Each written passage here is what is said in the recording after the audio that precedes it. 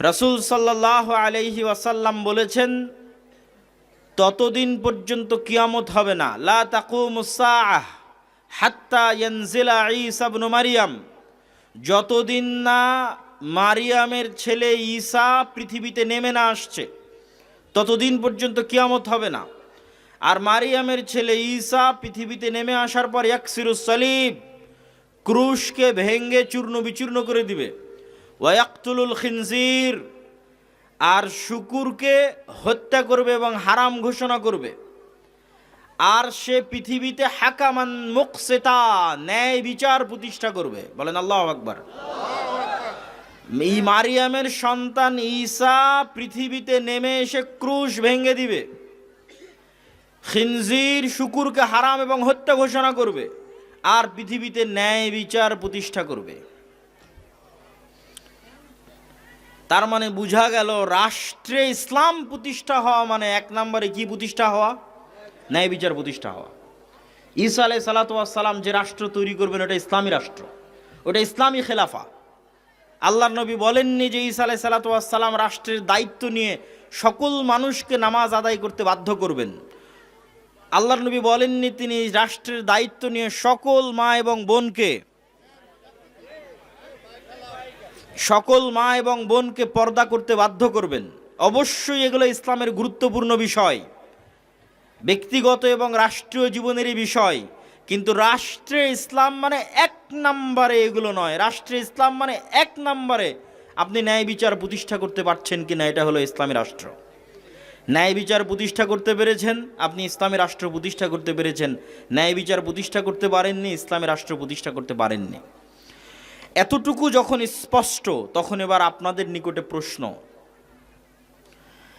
আমরা যদি রাষ্ট্রে ইসলাম প্রতিষ্ঠা করতে চাই তাহলে বোঝা গেল, এই লম্বা আলোচনায় স্পষ্টভাবে বোঝা গেল, রাষ্ট্রে ইসলাম মানে এক নম্বর ন্যায়পরায়ণতা, ন্যায় বিচার। আমরা যদি রাষ্ট্রে ইসলাম প্রতিষ্ঠা করতে চাই, অথচ আমরা আমাদের ব্যক্তিগত জীবনে অন্যায়পরায়ণ, আমাদের সামাজিক জীবনে অন্যায়পরায়ণ, আমাদের প্রতিষ্ঠানে মসজিদ মাদ্রাসায় অন্যায়পরায়ণ, তাহলে কি আমরা ইসলামী রাষ্ট্রের দায়িত্ব পালনের যোগ্য? আমার কথা মনে বুঝতে পারেননি? ইসলামী রাষ্ট্র মানে এক নাম্বার যদি ন্যায়পরায়ণতা, ন্যায় বিচার হয়, আর আমার মধ্যেই যদি ন্যায়পরায়ণতা না থাকে, তাহলে আমি ইসলামী রাষ্ট্রের দায়িত্ব পালনের যোগ্য নই। ঈসা আলাইহিস সালাম ন্যায়পরায়ণতা কেমনে প্রতিষ্ঠা করবেন যদি ঈসা আলাইহিস সালামের মধ্যে ন্যায়পরায়ণতা না থাকে? কেমনে প্রতিষ্ঠা করবে? ঈসা আলাইহিস সালামের মধ্যে ন্যায় বিচার, ন্যায়পরায়ণতা থাকতে হবে, তবেই তিনি প্রতিষ্ঠা করতে পারবে রাষ্ট্রে। তো আমরা যদি মুসলমানেরা চাই, বাংলাদেশের মুসলমানেরা, যে রাষ্ট্রে ইসলাম দরকার, অথচ আমি আমার বোনকে আমার বাপের সম্পত্তিতে ভাগ দেইনি, তাহলে আমি বলছি রাষ্ট্রে ইসলাম প্রতিষ্ঠা করব, কিন্তু আমি প্রশ্ন ফাঁস করে সেই টাকা আল্লাহর রাস্তায় দান করে দিচ্ছি।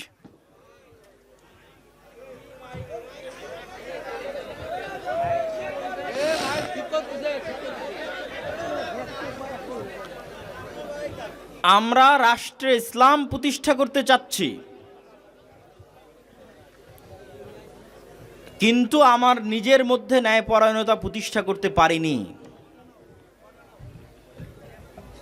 তাহলে যে মুসলিম নিজের মধ্যে ন্যায়পরায়ণতা প্রতিষ্ঠা করতে পারেনি, সেই মুসলিম হচ্ছে মুনাফিক মুসলিম।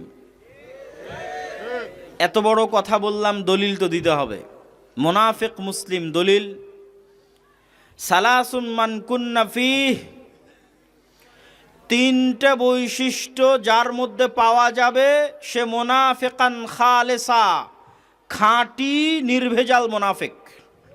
আমি বলিনি, আল্লাহর নবী মুহাম্মদ সাল্লাল্লাহু আলাইহি সাল্লাম বলেছেন, কে ইদা হাদ্দাসা কাযাবা, যখন কথা বলে মিথ্যা বলে, ওয়াইদা ওয়াদা আখলাফা, ওয়াদা করে ভঙ্গ করে, ওয়াইদা তুমিনা খানা, তাকে যে দায়িত্ব দেওয়া হয়েছে, আমানত দেওয়া হয়েছে, আমানতের খেয়ানত করে। এবার মুসলমানদের সাথে মিলিয়ে নেন, আমাদের জীবনের সাথে মিলিয়ে নেন, যে আমাদের মতো এরকম লক্ষ কোটি হাজি, নামাজি, ওমরাকারী, দানবীর মুসলমান, কিন্তু মুনাফিক। কে মুনাফিক? যে তার বোনকে তার পিতার সম্পত্তিতে ন্যায়ের সাথে ভাগ দেয়নি, শুধু ভাগ দেয়নি না, ন্যায়ের সাথে দেয়নি, সে মুনাফিক। ন্যায়ের সাথে দেয়নি মানে যে জমি ধানি জমি সেটা নিজে নিয়েছে, যেটা ডোভা আবাদ হয় না সেটা বোনকে দিয়েছে, সে কি? মুনাফিক। তাকে আল্লাহ কোনোদিন রাষ্ট্রের দায়িত্ব দিবে? তাকে আল্লাহ কোনোদিন রাষ্ট্রের দায়িত্ব দিবে না। এই ধরনের মুসলমান আজীবন গোলাম থাকবে, কিয়ামত পর্যন্ত গোলাম থাকবে। কেন? রাষ্ট্রের দায়িত্ব নেওয়ার যোগ্যই তো হতে পারেনি, কেমনে যোগ্য হবে? তাহলে কে মুনাফিক? যে সকাল সন্ধ্যায় তার রুজির জন্য মিথ্যা বলছে। বাংলাদেশের এমন কোন সেক্টর নাই যেই সেক্টরে আমাদের মুসলমানেরা মিথ্যা বলতেছে না। বাংলাদেশের সেক্টর বাদ দিলাম, আপনি বিদেশে ইউরোপে যান, আমেরিকায় যান, আমেরিকা এবং ইউরোপে মুসলমান দেধারসে মিথ্যা বলতেছে সরকারের কাছে। আমেরিকা এবং ইউরোপের সরকারের কাছে মিথ্যা বলতেছে সামান্য 2টা টাকার অতিরিক্ত উপকার নেওয়ার জন্য। আমরা মিথ্যুক জাতিতে পরিণত হয়েছি। আমাদের প্রতিটা ইনকামের সাথে মিথ্যা আছে, আমাদের প্রতিটা কাজের সাথে মিথ্যা আছে, আমাদের দায়িত্বের সাথে অন্যায় পরায়ণতা আছে, খেয়ানত আছে। তাহলে আমরা সালাত আদায় কেন করছি, সিয়াম পালন কেন করছি, হজ ওমরা কেন করছি? আমরা যে মুনাফিক, এই মুনাফিকিটা ঢাকার জন্য নামাজ পড়তেছি, এই মুনাফিকিটা ঢাকার জন্য হজ করতে গেছি, ওমরা করতে গেছি, এই মুনাফিকিটা ঢাকার জন্য মুখে দাড়ি রেখেছি, মাথায় টুপি দিয়েছি, যাতে মানুষ মনে করে আমি অনেক ভালো, কিন্তু বাস্তবে আমি আমার দায়িত্বে অন্যায় পরায়ণ। বাস্তবে আমি এক মিথ্যার উপর ভিত্তি করে আমার ইনকাম পরিচালিত হয়। বেশিরভাগ মুসলমানের একই অবস্থা। সম্মানিত উপস্থিতি, সম্মানিত উপস্থিতি,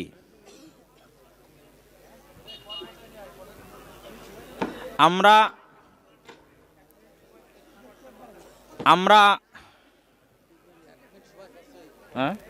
1 মিনিট, আচ্ছা করুক, কাজ করুক। আচ্ছা 1 মিনিট সময় চেয়েছে, 1 মিনিট থামেন, 1 মিনিট সময় দেন, 1 মিনিট সময় দেন। আমরা যে বিষয়ে আলোচনা করছিলাম যে রাষ্ট্রে ইসলাম এবং ইসলামী রাষ্ট্রের মূল্যবোধ কি। ইসলামী রাষ্ট্রের মূল্যবোধ বলতে গিয়ে আমরা আপনাদের সামনে তুলে ধরছি কেন আমরা মুসলমানেরা রাষ্ট্র ক্ষমতায় যাওয়ার অযোগ্য, আল্লাহ কেন আমাদেরকে রাষ্ট্র ক্ষমতা দিচ্ছেন না।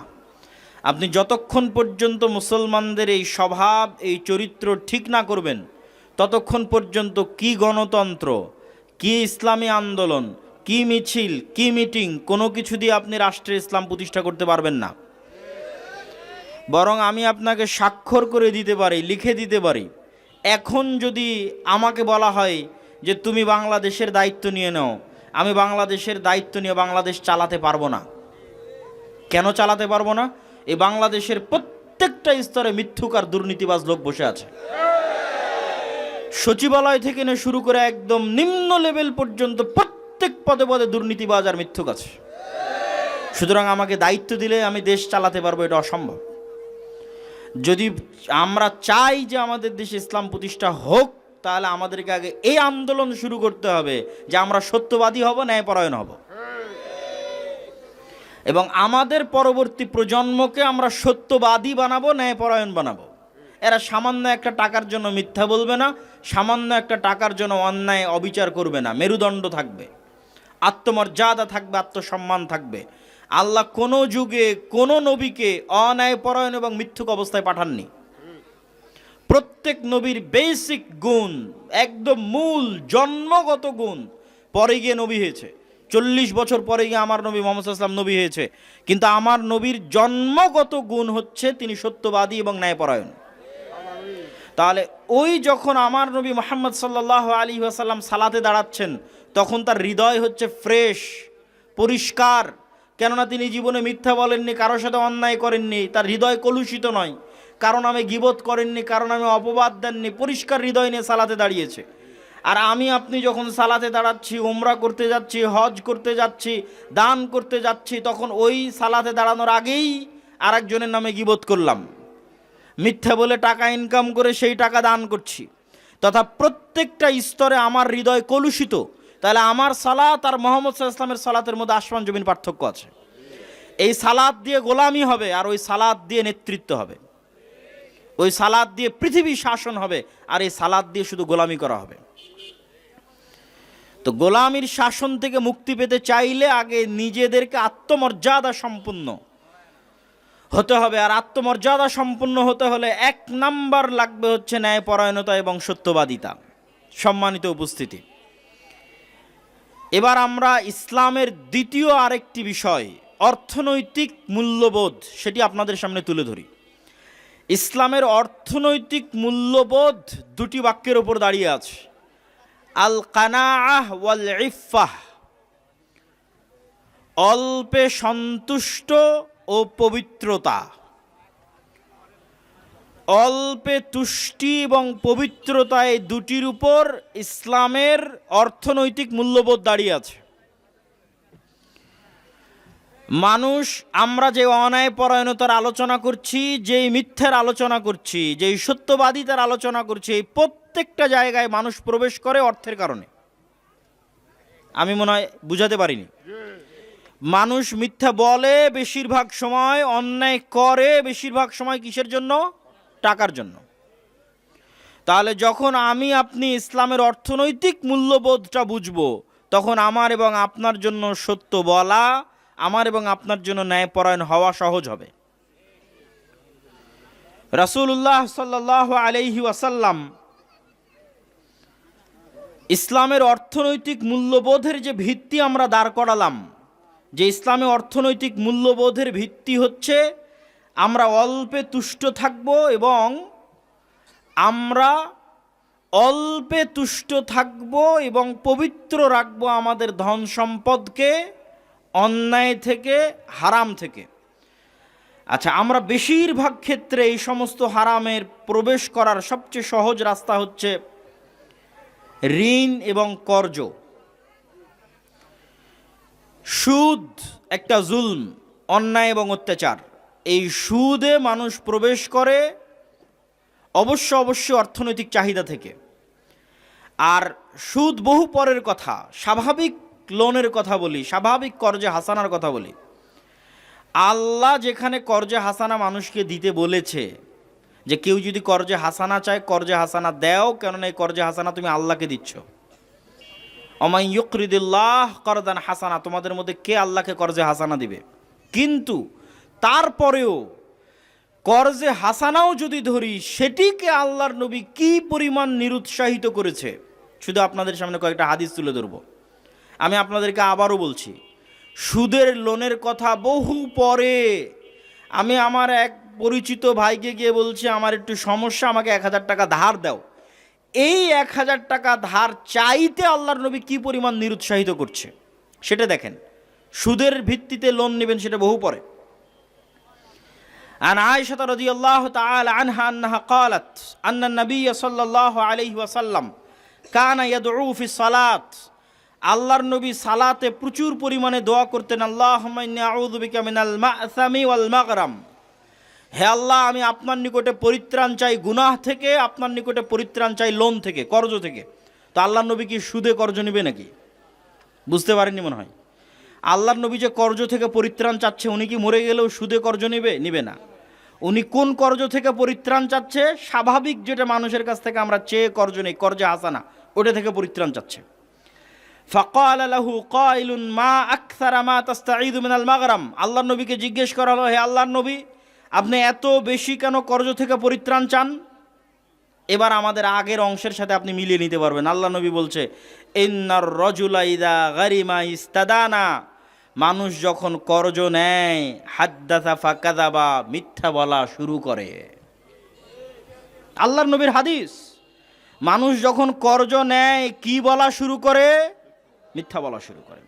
ওয়া ওয়াদা ফা আখলাফা, ওয়াদা ভঙ্গ করা শুরু করে। বলে কাল দিব, তখন আর দিতে পারে না, পরশু দিব, দিতে পারে না। নিজে মিথ্যা বলে, সন্তানকে মিথ্যা বলা শিখায়, বলে বাপ বাড়িতে নাই বলে দাও। স্ত্রীকে মিথ্যা বলা শিখায়, পুরো পরিবার মিথ্যুক হয়ে গেল। এই মিথ্যুক পরিবারকে আল্লাহ রাষ্ট্রের দায়িত্ব দিবে? রাষ্ট্রের দায়িত্ব নিতে হলে তো ওকে ন্যায়পরায়ণ হতে হবে, সত্যবাদী হতে হবে, তো আগেই গোলাম হয়ে গেছে। আত্মমর্যাদা বিক্রি করে দিয়েছে, আত্মসম্মান বিক্রি করে দিয়েছে। তাহলে নিজের আত্মসম্মান আত্মমর্যাদা ঠিক রাখতে, সত্য বলতে আগে অর্থনীতিতে ইসলামের বিশ্বাস কি সেটা ঠিক রাখতে হবে। তাহলে আপনার জন্য সত্য বলা সহজ হবে, আপনার জন্য ন্যায়পরায়ণ হওয়া সহজ হবে। রাসূল সাল্লাল্লাহু আলাইহি ওয়াসাল্লাম ঋণ থেকে পরিত্রাণ চাচ্ছেন। কুন্না জুলুসান ইনদা রাসূলিল্লাহি সাল্লাল্লাহু আলাইহি ওয়াসাল্লাম ফারাফা রাসাহু ইলা সামা ثم وضع راحته على جبهته ثم قال سبحان الله ماذا نزل من التشديد। একদা আমরা রাসূল সাল্লাল্লাহু আলাইহি ওয়াসাল্লামের সাথে বসেছিলাম। আল্লাহর নবী আসমানের দিকে তার চেহারা উঠালেন। কিছুক্ষণ পর তার চেহারা নামিয়ে নিয়ে বলছেন সুবহানাল্লাহ, সে আল্লাহর পবিত্রতা বর্ণনা করছি, আল্লাহ সুবহানাহু তাআলার পবিত্রতা বর্ণনা করছি। মাযা নুযিলা মিনাত তাশদীদ, অনেক কঠিন হুকুম অবতীর্ণ হয়ে গেল, বিধান অনেক কঠিন হয়ে গেল, হুকুম অনেক কঠিন হয়ে গেল। ফাসাকাতনা ওয়া ফাজি'না, আমরা সাহাবীরা চুপ থাকলাম এবং ভীত সন্ত্রস্ত হয়ে গেলাম। কি এমন হুকুম অবতীর্ণ হলো যে হুকুমের বিষয়ে আল্লাহর নবী বলছেন যে হুকুম কঠিন হয়ে গেল, বিধান কঠিন হয়ে গেল। আমরা তো ভীত সন্ত্রস্ত হয়ে গেলাম। ফালাম্মা কানা মিনাল গাদ সাআলতুহু ইয়া রাসূলুল্লাহ মা হাযা আত-তাশদীদ আল্লাযী নুযিল। আল্লাহর নবীকে আমি জিজ্ঞেস করলাম, আল্লাহর নবী কি সেই কঠিন বিধান যা আপনার প্রতি অবতীর্ণ হয়েছে? ফাকালা ওয়াল্লাযী নাফসি বিয়াদিহি, আল্লাহর নবী বললেন, ওই সত্তার শপথ করে বলছিলাম, আন্না রাজুলান কুতিলা ফি সাবিলিল্লাহ, কোন মানুষ যদি আল্লাহর রাস্তায় জিহাদ করে শহীদ হয়ে যায়, সুম্মা উহিয়া, তারপর সেই ব্যক্তিকে পুনরায় জীবিত করা হয়, সুম্মা কুতিল, তারপর আবার সে আল্লাহর রাস্তায় জিহাদ করে আবার শহীদ হয়ে যায়, সুম্মা উহিয়া, আবার সেই ব্যক্তিকে জীবিত করা হয়, আবার আল্লাহর রাস্তায় জিহাদ করে আবার শহীদ হয়ে যায়, এই ব্যক্তি জান্নাতে যেতে পারবে না যদি তার উপর ঋণ থাকে, লোন থাকে।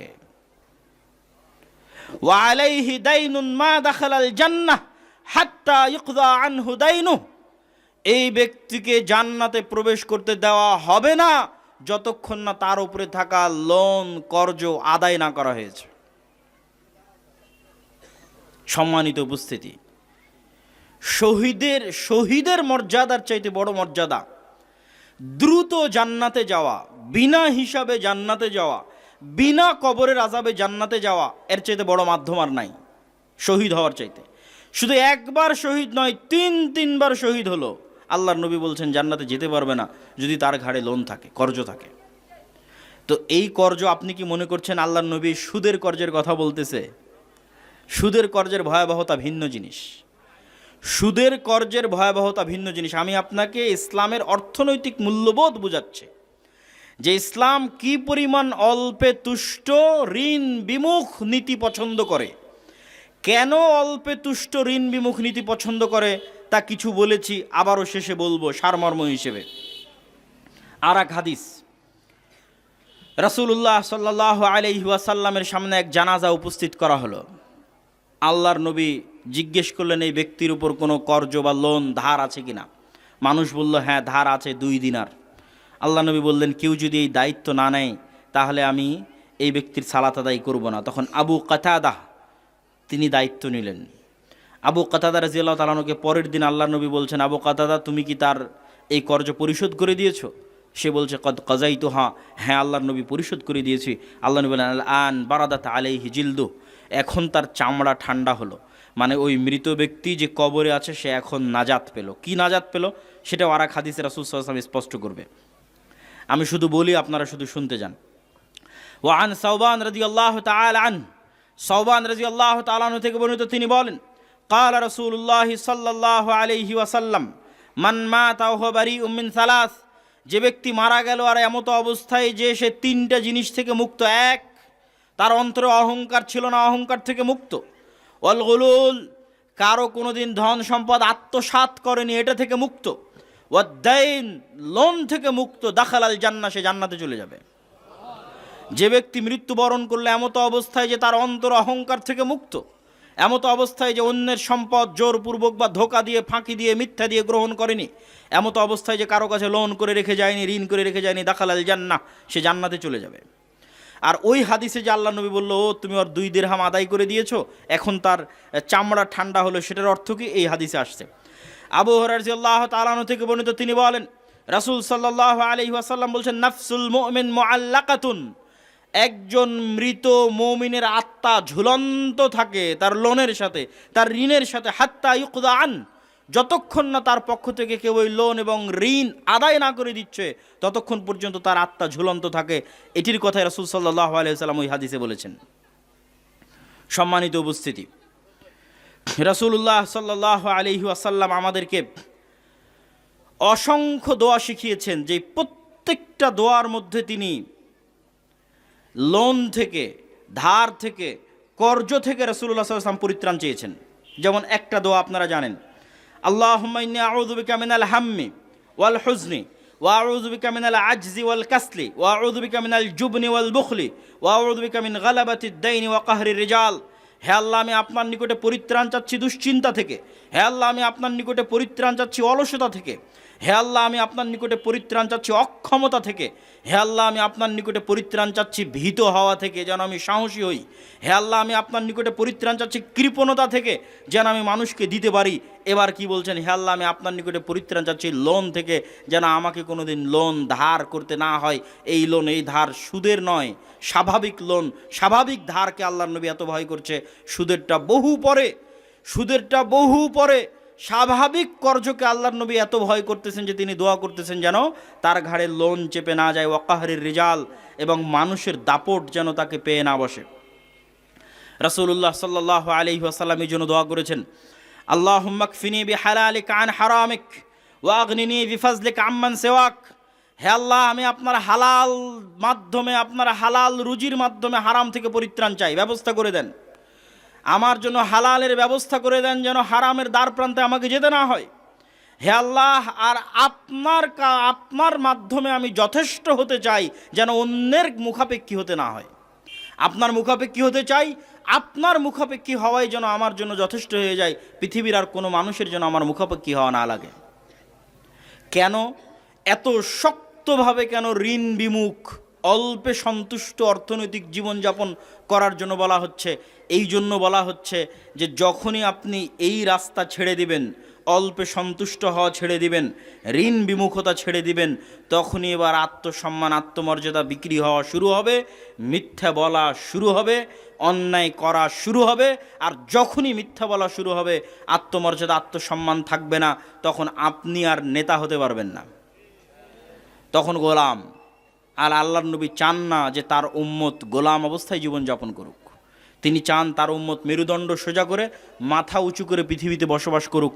মেরুদণ্ড সোজা করে, মাথা উঁচু করে বসবাস করতে হলে অল্পে সন্তুষ্ট, ঋণ বিমুখ জীবনযাপন করতে হবে, যাতে মিথ্যের ধারে কাছে যেতে না হয়, অন্যায় পরায়ণতার ধারে কাছে যেতে না হয়।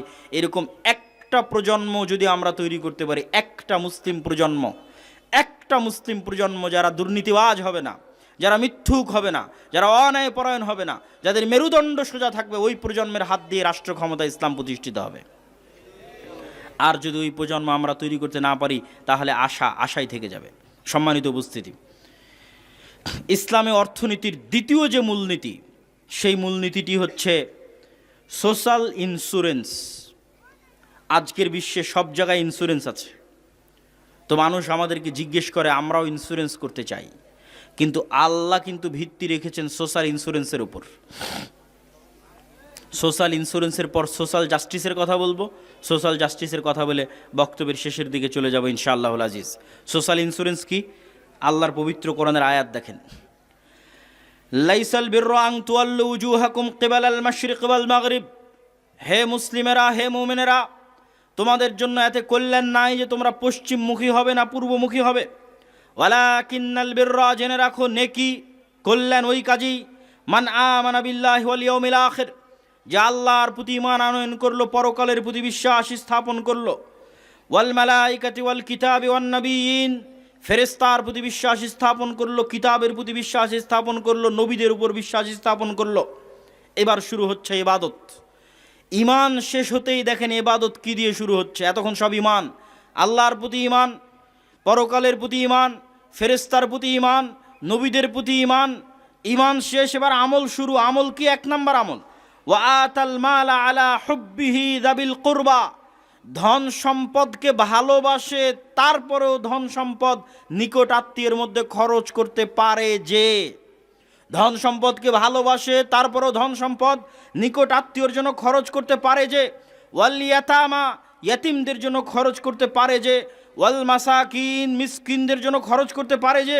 ওয়াবনাস সাবিল, মুসাফির পথিকের জন্য খরচ করতে পারে যে। ওয়াসাইলিন, ভিক্ষুক চাইতে এসেছে তার জন্য খরচ করতে পারে যে।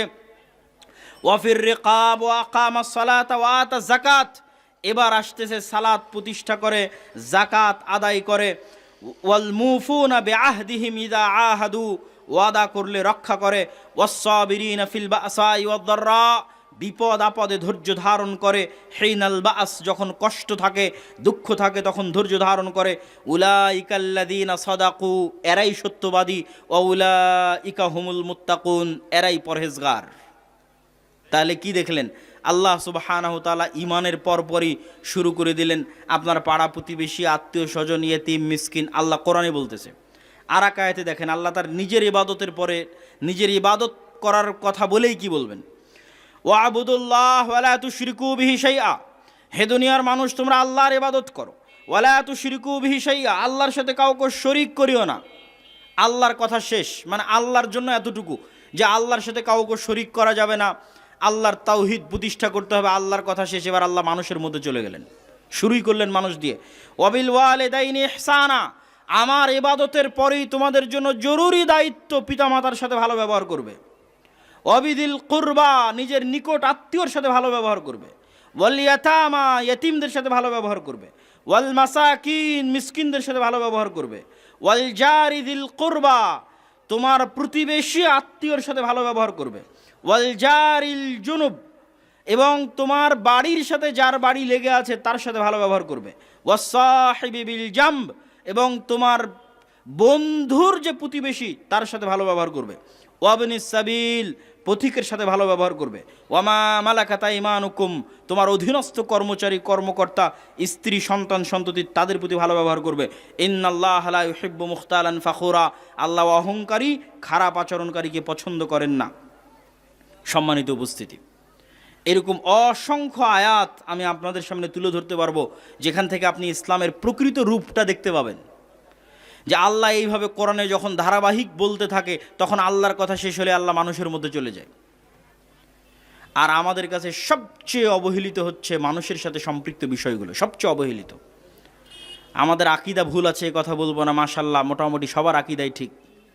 আমাদের সালাত আমরা ভুল আদায় করি এটা বলবো না, মাশাআল্লাহ আমরা সঠিকই সালাত আদায় করি। কিন্তু আমাদের ত্রুটি কোথায়?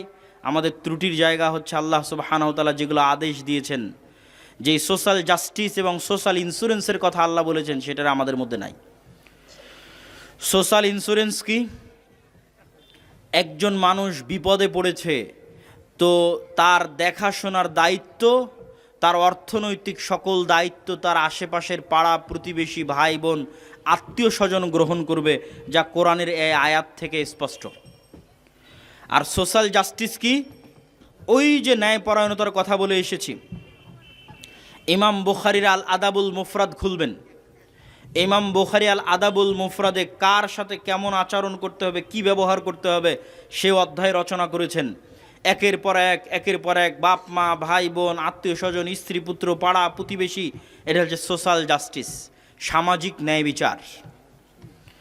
শাহ ওলিউল্লাহ মুহাদ্দিস দেহলভী, সৈয়দ আহমদ বেরেলভী, শাহ ইসমাইল শহীদ, মীর নিসার আলী তিতুমির এবং হাজী শরীয়তুল্লাহ, তাদের ফরাইজি আন্দোলন, এগুলো কিসের আন্দোলন ছিল? আপনারা যদি রাষ্ট্র ক্ষমতা ইসলামকে প্রতিষ্ঠা করতে চান তাহলে সমাজে সোশ্যাল ইন্স্যুরেন্স এবং সোশ্যাল জাস্টিস প্রতিষ্ঠা করতেই হবে, না হলে রাষ্ট্র ক্ষমতা ইসলামকে নিয়ে যেতে পারবেন না। আর যত তন্ত্রমন্ত্র দেখানো হচ্ছে, গণতন্ত্র বলেন, সমাজতন্ত্র বলেন, এগুলোকে জন্মই দেওয়া হয়েছে যেন ইসলাম কোনোদিন রাষ্ট্র ক্ষমতায় যেতে না পারে। যারা আমার এই কথার সাথে দ্বিমত করবেন তাদেরকে অনুরোধ করবো আপনি আরও পড়েন, আরও অধ্যয়ন করেন, আরও জ্ঞান অর্জন করেন। গণতন্ত্র দিয়ে কখনোই পূর্ণাঙ্গ ইসলাম রাষ্ট্র ক্ষমতায় যাবে না। গণতন্ত্র দিয়ে কোন ইসলাম রাষ্ট্র ক্ষমতায় যাবে? অপূর্ণাঙ্গ, কম্প্রোমাইজড, বিকৃত ইসলাম রাষ্ট্র ক্ষমতায় যাবে। আর যদি পূর্ণাঙ্গ ইসলামকে রাষ্ট্র ক্ষমতায় নিয়ে যেতে চান, তাহলে একদম গোড়া থেকে শুরু করতে হবে। ন্যায়পরায়ণ প্রজন্ম এবং সত্যবাদী প্রজন্ম, অল্পে তুষ্ট, মাথা উঁচু করে থাকবে, মেরুদণ্ড সোজা, আত্মমর্যাদা সম্পূর্ণ প্রজন্ম তৈরি করতে হবে। আর যেই প্রজন্ম সোশ্যাল জাস্টিস প্রতিষ্ঠা করবে, সোশ্যাল ইন্স্যুরেন্স প্রতিষ্ঠা করবে। সোশ্যাল জাস্টিস কি? ওই যে বললাম হাজি শরীয়তুল্লাহরা কি করেছিল? ব্রিটিশরা দিল্লি বসে থাকতো, দিল্লিতে বসে থেকে কি আপনার এই রাজপাটের গ্রাম কন্ট্রোল করতে পারবে? পারবে না। সেই কালে পারেনি। এখনই রাস্তাঘাট নাই, তখন তো আরও রাস্তাঘাট ছিল না। তো রাষ্ট্রীয় ক্ষমতা তাদের কাছে ছিল, কিন্তু তারা বলেছিল না, গ্রামে আমরা ইসলাম প্রতিষ্ঠা করব। গ্রামে ইসলাম প্রতিষ্ঠা হবে কি? গ্রামে অন্যায়, অবিচার, অনাচারের বিরুদ্ধে রুখে দাঁড়াবে। গ্রামে প্রচলিত সকল কুসংস্কারের বিরুদ্ধে রুখে দাঁড়াবে। ও আমার বক্তব্যে আজকে অন্যায় অনাচার দ্বারা আপনারা যে অন্যায় অনাচার বুঝছেন সেটা নয়। আমার বক্তব্যে আজকে অন্যায় অনাচার দ্বারা মানুষের সাথে সম্পৃক্ত অন্যায় অনাচার। যেমন একটা উদাহরণ দিই, ডিম্যান্ড বা যৌতুকের ভিত্তিতে মেয়েদের বিয়ে হয় না? হয় না? হয়। ডিম্যান্ড বা যৌতুকের ভিত্তিতে মেয়েদের বিবাহ ন্যায় না অন্যায়? আজকের আলোচনায় কি বুঝলেন? ন্যায় পরায়ণতা না মুনাফিকি? মুনাফিকি। মানে যে ডিমান্ড বা যৌতুকের ভিত্তিতে বিবাহে যাবে, এরা সবগুলো কি মুনাফিক? মুসলিম মুনাফিক। এরা কোনোদিন রাষ্ট্র ক্ষমতা পাবে না? পাবে না? পাবে না। এরা আজীবন কি অবস্থায় থাকবে? গোলাম অবস্থায় থাকবে। কিন্তু সমস্যা কি? সমস্যা হচ্ছে ওই বিয়েতে যিনি বিয়ে পড়াচ্ছেন তিনিও যে মুসলিম, ইমাম, মসজিদের ইমাম, আলেম, হুজুর। তাহলে সোশ্যাল জাস্টিস বলতে আমি কি বুঝাচ্ছি? সামাজিক ন্যায় বিচার বলতে আমি কি বুঝাচ্ছি? সামাজিক ন্যায় বিচার বলতে আমি এটা বুঝাচ্ছি যে আল আমরু বিল মারুফ ওয়ান নাহি আনিল মুনকার, সৎ কাজের আদেশ, অসৎ কাজে বাধা। রাষ্ট্রে ইসলাম প্রতিষ্ঠা করতে চান, একদল যুবককে রেডি হতে হবে, একদল তরুণকে রেডি হতে হবে। যে গত 16 বছর যে ফেসিজম ছিল তারা এখন বিদায় নিয়েছে, নাই। এখন গ্রাম পর্যায়ে পাওয়ার, পলিটিক্যাল পাওয়ার শূন্যের কোঠায়। কিন্তু দুঃখজনক হলেও সত্য, আমাদের মেরুদণ্ড না থাকার কারণে, আমাদের ন্যায়পরায়ণতা না থাকার কারণে, আমাদের সত্যবাদিতা না থাকার কারণে, আমাদের দুর্নীতিগ্রস্ত হওয়ার কারণে 16 বছর একটা শক্তিশালী পাওয়ার বিদায় নেওয়ার পর আমরা নামকা অস্তে আর এক দলের কাছে ক্ষমতা দিয়ে দিচ্ছি। একইভাবে তারা আবার আগের মতো অন্য যে দল ছিল তাদের মতো চাঁদাবাজি শুরু করেছে, অন্যায় কার্যকলাপ শুরু করেছে, অবিচার শুরু করেছে। কিন্তু আপনাদের মেরুদণ্ড নাই, সত্য বলেন না, ন্যায় প্রতিষ্ঠা করেন না, ফলত আপনারা আজীবন গোলাম থাকবেন। আর যদি গোলামি থেকে মুক্তি পেতে চান, ওই হাজি শরীয়তুল্লাহর পদ্ধতি অবলম্বন করতে হবে। তোমার ক্ষমতা কেন্দ্রে থাক, আপনারা 10 জন মিলে গ্রামে তো অন্তত ন্যায় বিচার প্রতিষ্ঠা করতে পারেন। আপনি বাড়ি করবেন তো ইট আর একজন নির্দিষ্ট ব্যক্তির মাধ্যমেই কেন আনা লাগবে? কেন আনা লাগবে? আমি ফ্যাক্টরি দিব তো একজন ব্যক্তিকে কেন চাঁদা দেওয়া লাগবে? কেন? গত 16 বছর দিয়েছেন, এখন কেন দিবেন? এখন কেন মাথা উঁচু করে প্রশ্ন করতে পারছেন না? এখনো কেন চুপচাপ মুখ বেজে অন্যায় এই জুলুমগুলো সহ্য করছেন? রাষ্ট্রে ইসলাম মানে ন্যায় বিচার, রাষ্ট্রে ইসলাম মানে ন্যায়পরায়ণতা। যে চায় যে রাষ্ট্রে ইসলাম প্রতিষ্ঠা হোক, ওকে আগে ওর সমাজে, ওর গ্রামে ন্যায় বিচার প্রতিষ্ঠা করতে হবে। সম্মানিত উপস্থিতি, এই জন্য মসজিদ মাদ্রাসার ইমাম, মসজিদ মাদ্রাসার শিক্ষক, ইসলামপন্থী যুবক তরুণ, তাদেরকে সজাগ হতে হবে। এখন সময়, এখন পাওয়ার শূন্য, আপনি শক্ত হয়ে দাঁড়ালেই কেউ বাধা দেওয়ার নাই। আর যদি মাথা নত করে এইভাবে অন্যায় অবিচার সহ্য করেন, নিজেরাও এভাবে অন্যায় অবিচার করেন, তাহলে অযথা মুখে লিল্লাহে তাকবীর, আল্লাহু আকবার, রাষ্ট্রে ইসলাম, ইসলামী খেলাফা, এইগুলো বক্তব্য দিয়ে লাভ নাই। এই সালাত, এই সিয়াম মুনাফিকের সালাত এবং সিয়াম। আর মুনাফিকের সালাত এবং সিয়াম গোলামি ছাড়া আর কিছু দেয় না। মুনাফিকের সালাত এবং সিয়াম গোলামি ছাড়া আর কিছু দেয় না। যদি প্রকৃত সাচ্চা মুসলমান মাথা উঁচু করে দাঁড়িয়ে থাকবে, নবীদের মতো, সাহাবীদের মতো, ওমরের মতো, খালিদ ইবনে ওয়ালিদের মতো, তাহলে সত্য বলতে হবে, ন্যায়পরায়ণতা প্রতিষ্ঠা করতে হবে। নিজ নিজ জায়গা থেকে নিজে ন্যায়পরায়ণ হবেন, সমাজে ন্যায়পরায়ণতা প্রতিষ্ঠা করবেন, প্রত্যেক অন্যায় এবং অবিচারের বিরুদ্ধে রুখে দাঁড়াবেন। আল্লাহ সুবহানাহু ওয়া তাআলা আমাদেরকে তৌফিক দান করুক, আল্লাহুম্মা আমিন। এই বলে আমি আমার সংক্ষিপ্ত বক্তব্য আজকের মতো এখানেই শেষ করছি। ওয়া আখিরু দাওয়ানা আনিল হামদুলিল্লাহি রাব্বিল আলামিন। আসসালামু আলাইকুম ওয়া রাহমাতুল্লাহি ওয়া বারাকাতুহু।